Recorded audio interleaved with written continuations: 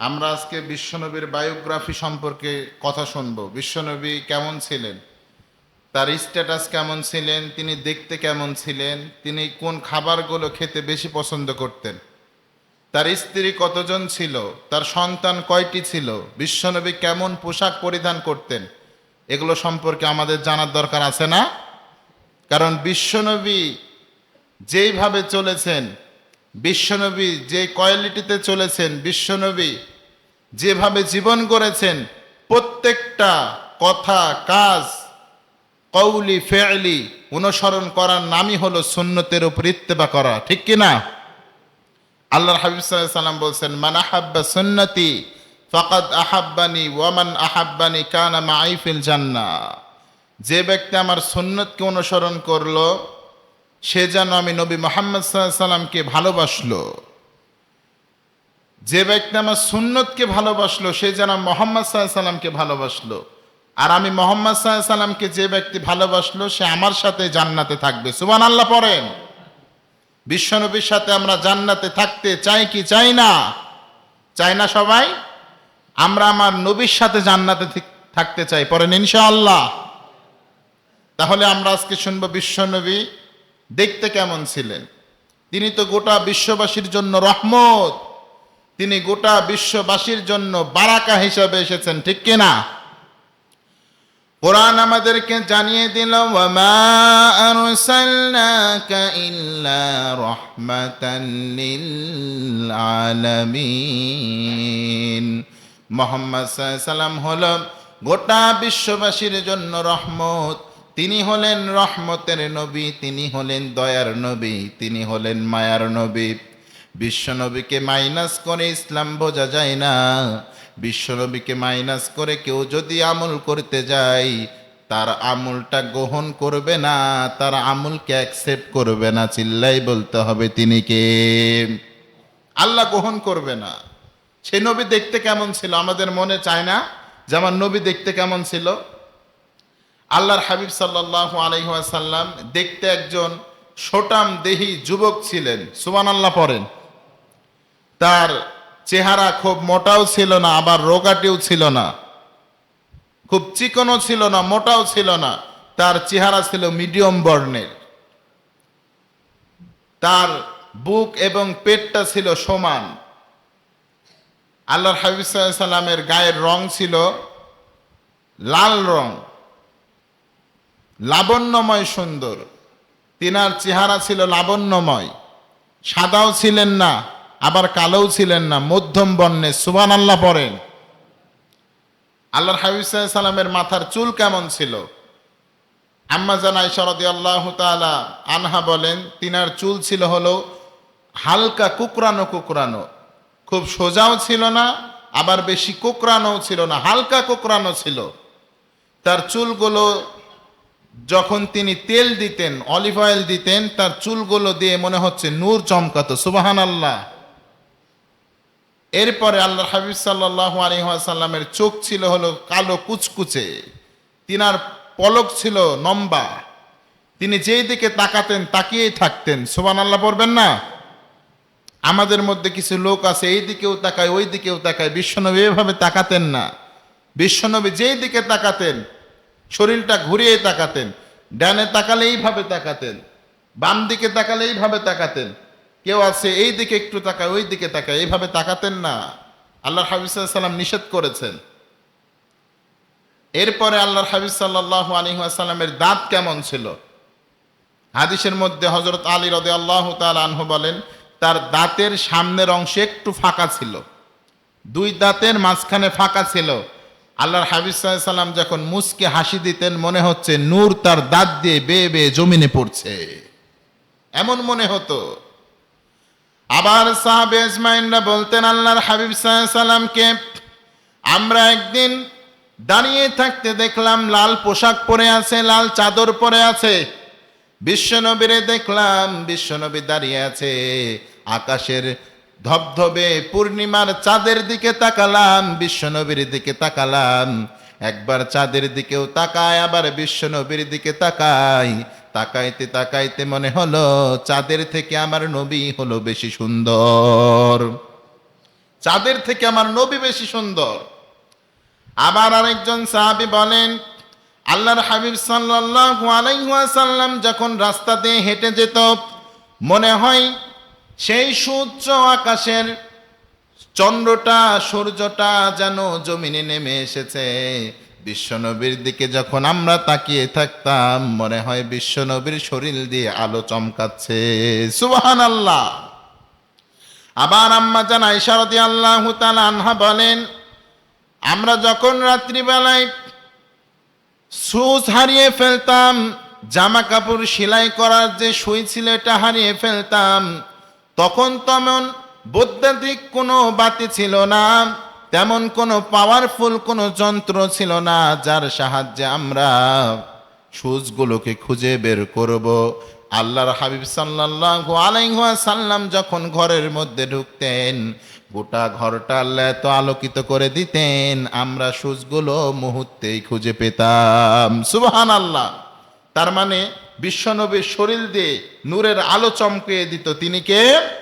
আমার নবী অন্য নবীর মতো না, আমার নবী হলো রহমাতাল লিল আলামিন। আমার নবী কি? রহমাতাল লিল আলামিন। তিনি গোটা বিশ্ববাসীর জন্য হলেন রহমত।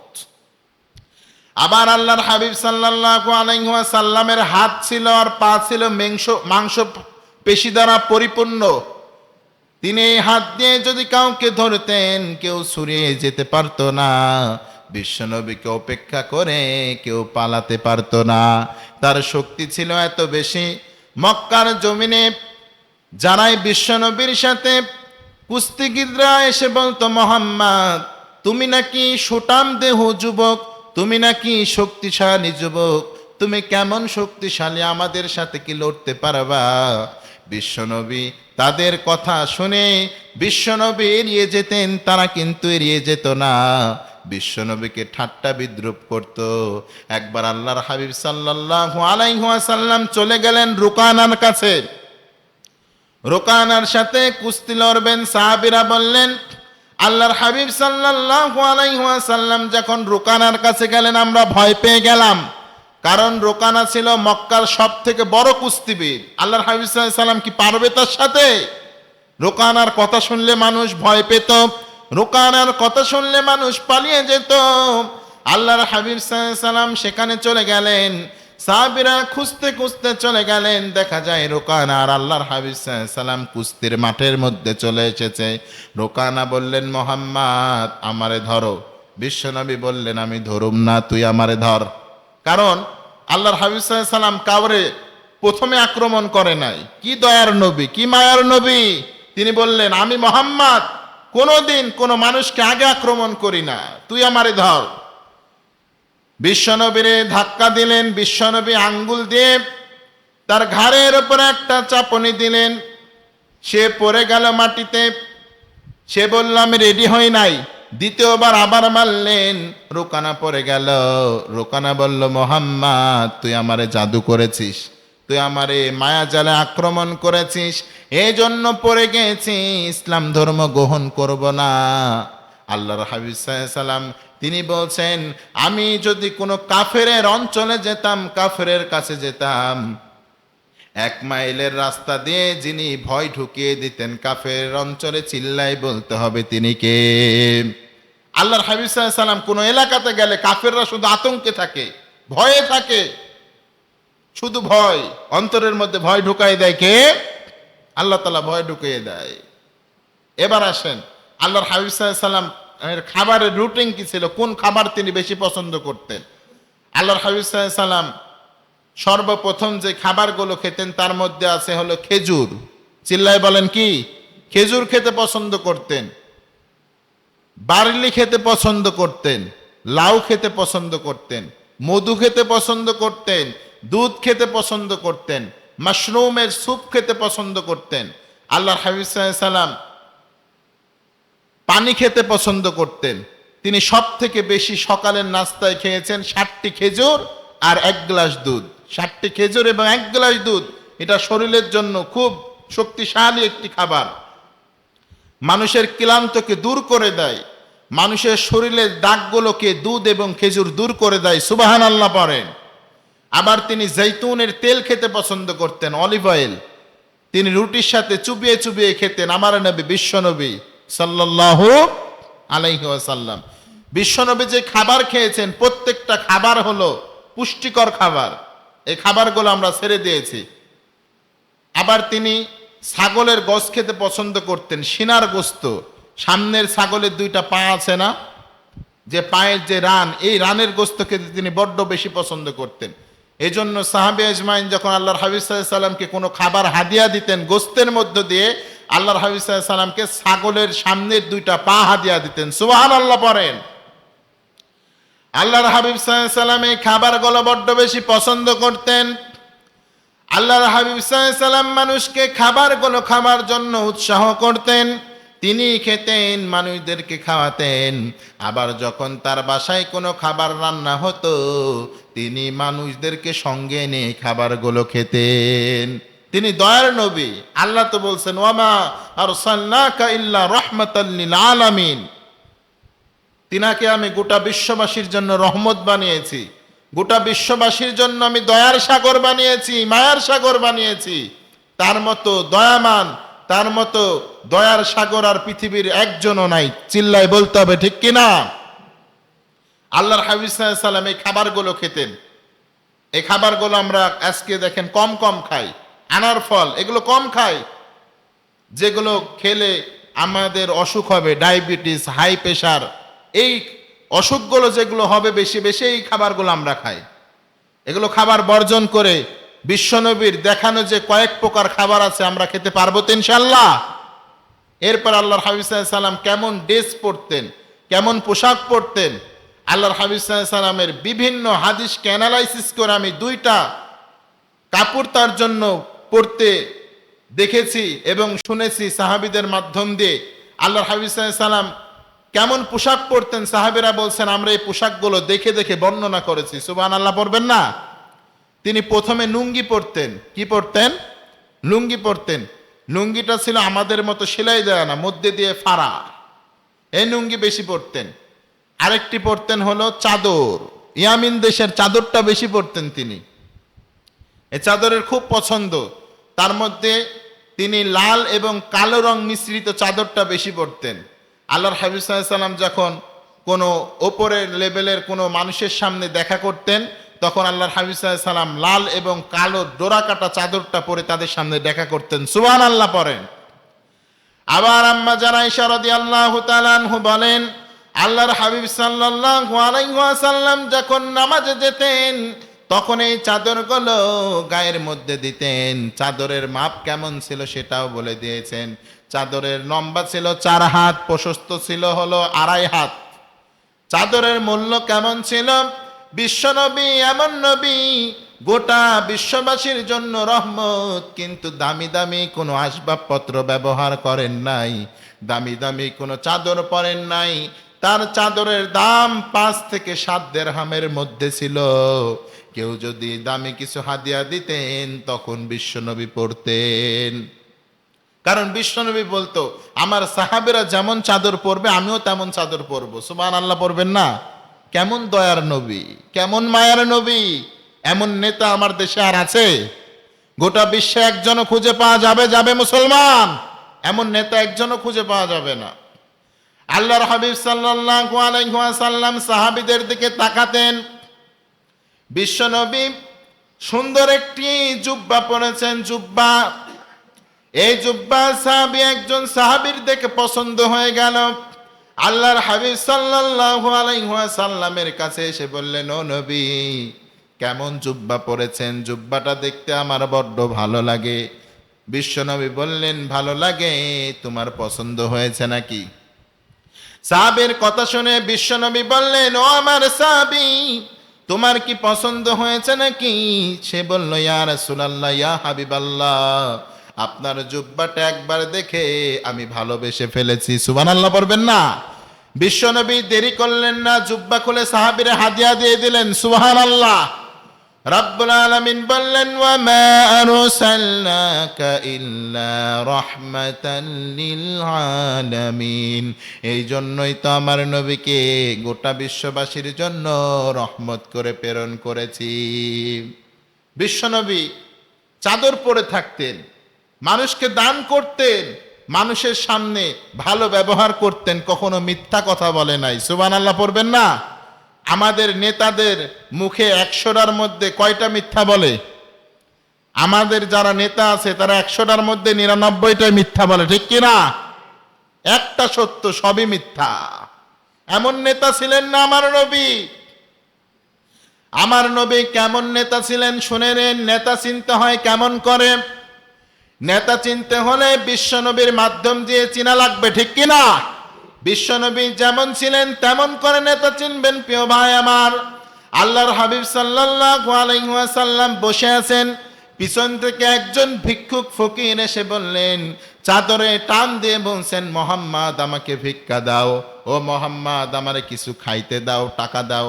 আল্লাহর হাবিব সাল্লাল্লাহু আলাইহি ওয়াসাল্লামের শরীর থেকে তার ঘাটটা ছিঁড়ে গেল, রক্ত বের হয়ে গেল। বিশ্বনবী তাকিয়ে রাগান্বিতভাবে তাকালেন, মানুষটিকে দেখে হেসে দিলেন, ফকিরকে বললেন, ও ভাই কি জন্য এসেছো? বললেন, ও নবী কিছু খাবার দেন, খাই নাই। ভিক্ষা চাওয়ার সিস্টেম দেখেন। বিশ্বনবী চাদর পরে আছেন, আর চাদরের যে ধার ছিল খসখসে, টান দিয়েছে, এটা ছিঁড়ে গিয়েছে, রক্ত বের হয়েছে। বিশ্বনবী মুস্কি মেরে তার হাতে সম্পদ তুলে দিয়েছে। এর নাম হলো নেতা। আর আমাদের নেতার কাছে যাওয়াই যায় না, ঠিক কিনা? নেতার কাছে যাইতে হলে বুকিং করতে হয়, সময় আছে না নাই? এটা ইসলামিক নেতা না। নেতার ঘর সব সময় খোলা থাকবে, কর্মীরা আসবে, ঢুকবে, কথা বলবে, চলে যাবে, ঠিক কিনা? এর নাম হলো নেতা। ইনি ছিলেন বিশ্বনবী। আল্লাহর হাবিব সাল্লাল্লাহু আলাইহি ওয়াসাল্লাম ছিলেন এমন নেতা। আমরা এমন নেতা চাই কি চাই না? তাহলে নেতা বাছাই করতে হলেও বিশ্বনবীর মতো করা দরকার আছে না নাই? আমার নবীর আদর্শ যার মধ্যে থাকবে, আমার নবীর আদর্শ যেই নেতার মধ্যে থাকবে, সেই নেতারে আমরা চাই। আমার নবীর আদর্শ যেই নেতার মধ্যে থাকবে, সেই নেতারে বুকের মধ্যে আমরা জড়িয়ে রাখতে চাই, ঠিক কিনা? পারবেন না ইনশাল্লাহ? না বাতিলের কাছে দৌড়াবেন? বিশ্বনবীর আদর্শমান নেতার কাছে আমাদের যাওয়ার দরকার আছে না নাই? আছে। এবার আসেন, আল্লাহর হাবিব সাল্লাল্লাহু আলাইহি সাল্লামের স্ত্রী কতজন ছিল, তার সন্তান কতজন ছিল? আল্লাহর হাবিব সাল্লাল্লাহু আলাইহি সাল্লামের স্ত্রী ছিল মোট 13 জন। কয়জন? 13টি স্ত্রী ছিল। তার মধ্যে প্রথম স্ত্রী হলেন আম্মাজান খাদিজাতুল কুবরা রাদিয়াল্লাহু তাআলা আনহা। সর্বশেষ স্ত্রী ছিলেন কুমারী স্ত্রী।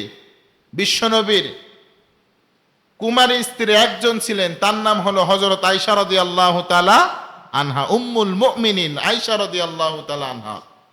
বিশ্বনবী সর্বপ্রথম খাদিজা রাদিয়াল্লাহু তাআলা আনহাকে 25 বছর বয়সে বিবাহ করেছিলেন। এরপরে তিনার স্ত্রী যখন বিশ্বনবীর বয়স 50 বছর, তখন খাদিজা রাদিয়াল্লাহু তাআলা আনহা 619 খ্রিস্টাব্দে মারা গেলেন। এরপরে তিনি 12টি বিয়ে করেছিলেন। প্রত্যেকটা বিয়েই রাজনীতিকভাবে আল্লাহ তাআলার হুকুমে, আল্লাহ তাআলার হুকুমে তিনি বিয়ে করেছিলেন। সুবহানাল্লাহ পড়বেন না? তার সন্তান হয়েছিল মোট 7টি। তার মধ্যে মেয়ে সন্তান 4টি, ছেলে সন্তান 3টি।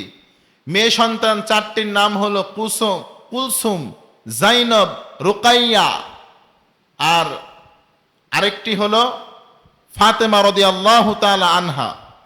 ছেলে সন্তান 3টি, কাসেম, তাহের, তৈয়ব, আরেকটি বর্ণনায় ইব্রাহিম এসেছে। এই 7টি সন্তান, তার মধ্যে 6টি সন্তানই হলো বিশ্বনবীর প্রথম স্ত্রী আম্মাজান খাদিজার গর্ভ থেকে এসেছে। আরেকটি ছেলে সন্তান এসেছে মারিয়া কিপ্তি রাদিয়াল্লাহু তাআলা আনহার গর্ভ থেকে। সুবহানাল্লাহ পড়েন। তাহলে বিশ্বনবীর সন্তান ছিল কয়টি? 7টি। যদি বলে যে আমার নবীর সন্তান কয়টি ছিল, আপনারা কয়টি বলবেন? 7টি। স্ত্রী কয়টা ছিল? 13টি। পারবেন না ইনশাআল্লাহ? এগুলো মনে রাখতে হবে, মুখস্থ রাখতে হবে। আমার নবীর মেয়ে সন্তান ছিল কয়টি? ছেলে সন্তান ছিল কয়টি? 3টি। পারবেন তো ইনশাআল্লাহ? ছেলে সন্তানের নাম হলো কাসেম, আমার সাথে বলেন কাসেম, তাহের, তৈয়ব, আরেকটি বর্ণনা এসেছে বলেন ইব্রাহিম। পারবেন না ইনশাআল্লাহ? এগুলো মুখস্থ করে করে আমাদেরকে বলতে হবে, পড়েন ইনশাআল্লাহ। আল্লাহর হাবিব সাল্লাল্লাহু আলাইহি ওয়াসাল্লাম গোটা বিশ্ববাসীর জন্য রহমত ছিলেন। তিনি বলছেন, আমাকে যারা অনুসরণ করে চলবে, আল্লাহকে যারা অনুসরণ করে চলবে, যারা জিহাদের তামান্না বুকে নিয়ে চলবে, তারাই জান্নাতের মধ্যে যাবে, পড়েন সুবহানাল্লাহ। আল্লাহর হাবিব সাল্লাল্লাহু আলাইহি ওয়াসাল্লাম বলেন, কেউ যদি আল্লাহ এবং তার রাসূলের জন্য কাউকে ভালোবাসে, কেউ যদি আল্লাহ এবং তার রাসূলের জন্য কারোর সাথে দুশমনি করে, কেউ যদি আল্লাহ এবং তার রাসূলের জন্য দান করে, কেউ যদি আল্লাহ এবং তার রাসূলের জন্য যদি তারা মানুষের কাছে দান করা বন্ধ করে দেয়, আমি আল্লাহর হাবিব সাল্লাল্লাহু আলাইহি ওয়াসাল্লাম বললাম, আল্লাহ এবং আমার জন্য যদি বান্দা করে, তাহলে সেই বান্দা হলো প্রকৃত মুসলমান। সুবহানাল্লাহ। তাহলে বিশ্বনবী এবং আল্লাহকে খুশি করার জন্য সব করতে হবে, ঠিক কিনা? একটা ইবাদত করতে হলো আল্লাহকে এবং রাসূলকে খুশি রেখে করতে হবে। পারবেন তো ইনশাআল্লাহ? পারবেন না? এবং আল্লাহর হাবিব সাল্লাল্লাহু আলাইহি ওয়াসাল্লাম বলছেন, আমাকে মাইনাস করে তোমরা যদি ইমানদার হতে চাও, ইমানদার হতে পারবা না। হযরত উমর রাদিয়াল্লাহু তাআলা আনহু বললেন, নবী হে, আপনাকে আমি আমার সবার থেকে বেশি ভালোবাসি, আমার জীবনের থেকে না। আমি আপনাকে সবার থেকে বেশি ভালোবাসি, কিন্তু আমার জীবনের থেকে এখনো ভালোবাসি না। আল্লাহর হাবিব সাল্লাল্লাহু আলাইহি ওয়াসাল্লাম বললেন, উমর, পরিপূর্ণ মুসলমান তুমি এখনো হতে পারো নাই। ওমর রাদিয়াল্লাহু তাআলা আনহু বললেন, কেন রাসূল? তিনি বললেন, যতক্ষণ পর্যন্ত আল্লাহ এবং তার রাসূলকে সব থেকে বেশি কোনো মানুষ ভালো না বাসবে, তার জীবনের থেকে, তার সন্তানের থেকে, তার ভাইয়ের থেকে, তার বোনের থেকে, তার স্ত্রীর থেকে, তার সম্পদ, সন্তান, সন্তাদি, সব কিছুর থেকে, ঘর বাড়ি জায়গা জমি সব কিছুর থেকে যতক্ষণ পর্যন্ত তার রবকে এবং তার নবীকে ভালোবেসে না বাসবে, ততক্ষণ পর্যন্ত সে প্রকৃত মুসলমান হতে পারবে না। সূরাতুত তওবার 24 নম্বর আয়াতের তাফসীরটা দেখে নেবেন ইনশাআল্লাহ, সময় নাই, একটু অর্থ এবং তাফসীর দেখে নেবেন। আল্লাহর হাবিব সাল্লাল্লাহু আলাইহি ওয়াসাল্লামকে ভালোবাসলে এমন করে ভালোবাসতে হবে, সাহাবীদের মতো ভালোবাসতে হবে। সাহাবীরা কেমন অনুসরণ করেছেন ভাই আমার? সাহাবীরা আব্দুল্লাহ ইবনে জুবাইর রাদিয়াল্লাহু তাআলা আনহু, তারা কেমন অনুসরণ করেছেন আল্লাহর হাবিব সাল্লাল্লাহু আলাইহি ওয়াসাল্লামকে? আল্লাহর হাবিব সাল্লাল্লাহু আলাইহি ওয়াসাল্লামের শরীরে একবার শিঙ্গা লাগানো হলো। শিঙ্গার রক্তটা, শিঙ্গা লাগালে যে রক্তটা দূষিত রক্ত বের হয়, আব্দুল্লাহ ইবনে জুবাইর রাদিয়াল্লাহু তাআলা আনহুকে বললেন, আব্দুল্লাহ ইবনে জুবাইর, এটা ফেলে দিয়ে আসো পাহাড়ের নিচে। তিনি যে রক্তটা খেয়ে ফেললেন, আল্লাহর হাবিব সাল্লাল্লাহু আলাইহি ওয়াসাল্লাম বললেন, আব্দুল্লাহ ইবনে জুবাইর, ফেলেছো রক্ত? তিনি বললেন, ইয়া রাসূলুল্লাহ, ইয়া হাবিবাল্লাহ, ওয়াল্লাহি বিল্লাহি তাল্লাহি, আল্লাহর কসম করে বলছি, আমি তো আমার মনের একটা মাকসাদ নিয়ে আপনার রক্তটুকু খেয়ে নিয়েছি, কারণ আমি ভয় পাই আল্লাহর সেই কঠিন দিন কিয়ামতকে। আপনি বলেছেন আপনার শরীরের কোন অঙ্গ প্রত্যঙ্গ যদি কারো মধ্যে থাকে, জাহান্নামের আগুন তাকে স্পর্শ করবে না। নবী এই ভালোবাসার খাতিরে আপনার রক্তটা আমি খেয়ে ফেলেছি। আল্লাহু আকবার। আল্লাহর হাবিব সাল্লাল্লাহু আলাইহি ওয়াসাল্লাম বললেন, আব্দুল্লাহ ইবনে জুবাইর, তুমি সঠিক বলেছো, সাদ্দাক্তা, তুমি সঠিক বলেছো, তোমার রক্ত আমার রক্ত তোমার শরীরের মধ্যে, সে আল্লাহর নামে শপথ করে বলছে, কিয়ামতের দিন কোনো জাহান্নামের আগুন তোমাকে স্পর্শ করবে না। সুবহানাল্লাহ। সাহাবী আজমাইনরা বিশ্বনবীকে ভালোবেসে উহুদের ময়দানে দাঁত ভেঙে ফেলেছেন, বিশ্বনবীর শরীর থেকে লোহার টুকরা বের করতে গিয়ে। এর নাম হলো ভালোবাসা, এর নাম হলো ভালোবাসার বহির্প্রকাশ। উহুদ যুদ্ধে শয়তান যখন বলল, কুতিলা মোহাম্মদ, মোহাম্মদ হত্যা হয়ে গিয়েছে, মোহাম্মদ মরে গিয়েছে, একজন নারী সাহাবী, একজন মহিলা সাহাবী পাগল পারা হয়ে বলল, মোহাম্মদের খোঁজ নিতে এসে বলছেন, মোহাম্মদ কি মৃত্যুবরণ করেছে? একজন ব্যক্তি বলল, না না, মোহাম্মদের খবর পরে নাও, আগে শোনো তোমার পিতা ইন্তিকাল করেছেন। সে বলল, ইন্না লিল্লাহি ওয়া ইন্না ইলাইহি রাজিউন। আবার মহিলা সাহাবী বলল, মুহাম্মদ সাল্লাল্লাহু আলাইহি ওয়াসাল্লাম কি দুনিয়াতে আছে না মৃত্যুবরণ করেছে? ওই ব্যক্তি বলল, বোন, তুমি আগে মুহাম্মদ সাল্লাল্লাহু আলাইহি সাল্লামের খবর পড়ে নাও, তুমি শুনে নাও। এবার শোনো, তোমার স্বামী ইন্তেকাল করেছেন। সে বলল ইন্না লিল্লাহ। আবার বললেন মুহাম্মদ সাল্লাল্লাহু আলাইহি সাল্লাম কি ইন্তেকাল করেছেন? সে বলল মুহাম্মাদের খবর পড়ে নাও, আগে শুনে নাও তোমার কলিজার টুকরা ভাই ইন্তেকাল করেছেন। সে বলল ইন্না লিল্লাহ।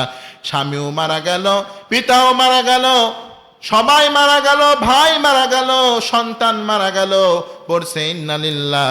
সর্বশেষ বলল এবার আমাকে বলো মুহাম্মদ সাল্লাল্লাহু আলাইহি সাল্লাম বেঁচে আছে কিনা। তার কানের মধ্যে খবর চলে আসলো, মদিনার ওই উপত্যকায় চলে যাও, সেখানে গেলে মুহাম্মদ সাল্লাল্লাহু আলাইহি সাল্লামকে পাবে। মুহাম্মদ সাল্লাল্লাহু আলাইহি সাল্লামকে মেরে ক্ষতবিক্ষত করে ফেলেছে, দাঁতগুলো ভেঙে ফেলেছে কাফেররা। তার শরীরের মধ্যে লোহা ঢুকে গিয়েছে, লোহার বল্লম ঢুকে গিয়েছে। আল্লাহর হাবিব সাল্লাল্লাহু আলাইহি সাল্লাম অসুস্থ অবস্থায় বেঁচে আছেন। বেঁচে আছেন কথা শুনে মুহাম্মদ সাল্লাল্লাহু আলাইহি সাল্লাম বেঁচে আছেন কথা শুনে মহিলা আলহামদুলিল্লাহ বলে শুকরিয়া আদায় করলো। আর বলছেন, ও দুনিয়ার মানুষ, তোমরা জানো নাকি আমার পিতার থেকে, আমার স্বামীর থেকে, আমার ভাইয়ের থেকে, আমার জীবনের থেকে আমি আমার রাসূলকে সব থেকে বেশি ভালোবাসি। আল্লাহু আকবার। এটা ছিল একজন মহিলা সাহাবীর ভালোবাসা। এমন ভালোবাসা আমরা বাসতে পারবো তো ইনশাআল্লাহ? আমরা এমনই ভালোবাসাবাসী যে বিশ্বনবীর ভালোবাসায় আমরা একটা লম্বা পোশাক পরতে পারি না, বিশ্বনবীর ভালোবাসায় সঠিকভাবে ইসলামটা মানতে পারি না। আমরা পারবো তো ইনশাআল্লাহ? বিশ্বনবীর ভালোবাসায় নামাজ পড়তে পারবো তো ইনশাআল্লাহ? আল্লাহ তাআলা আমাদেরকে কবুল করুক। সকলে পড়ে আল্লাহুম্মা আমিন। ওয়া আখিরু দাওয়ানা আলহামদুলিল্লাহি রাব্বিল আলামিন। ভাই